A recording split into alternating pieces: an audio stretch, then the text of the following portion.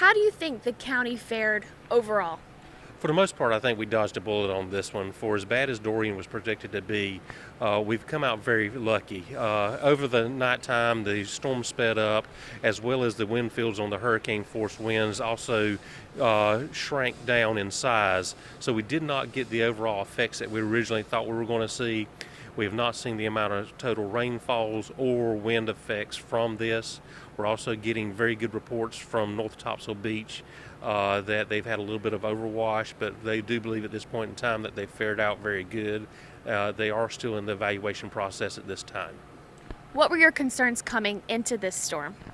The way this storm was initially predicted, we were looking at major rainfall totals, which would have caused a lot of flooding in our areas, flash flooding, which would have flooded our roadways. We would have seen major power outages, which we have not seen throughout this event. Currently, I think we're only seeing about 5,000 to 6,000 people without power, when in total there's almost about 100,000 customers in total, so it's a very small number, and I know those people are looking forward to be able to get their power back on as soon as possible. We did not have the flooded roadways that we were expecting out of this.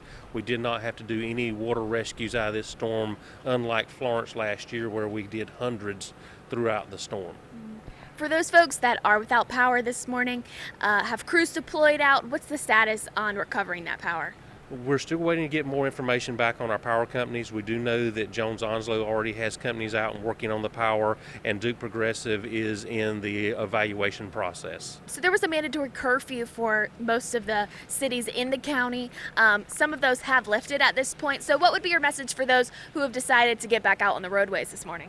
We still would like for people to wait just a little bit. We still have rains in the area. Things are starting to calm down quite a bit. We're trying to get our crews out to start evaluating the damage process.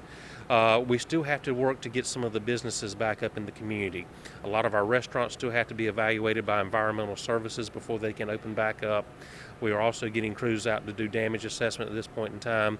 So while the roads may be open, curfews may be lit, a lot of the services still may not be open yet back to the citizens. So we do ask them to give just a little bit more time allow for us to get those evaluations in place.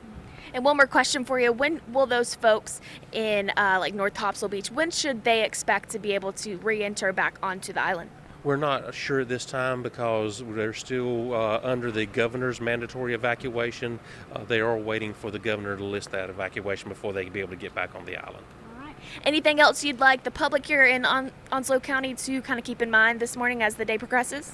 Well, we would like for everyone to remind them that we still have rain out there. We may still have trees that falling limbs out there. Be on the lookout because we may have weakened limbs that may be still falling out there after the storm. We do greatly appreciate all the cooperation that we've had from the citizens throughout this event. We would not have been as successful in this event as we have been without their cooperation. We appreciate it. Thank you so much. Do you mind if I borrow your bike? Yeah. Oh, yeah.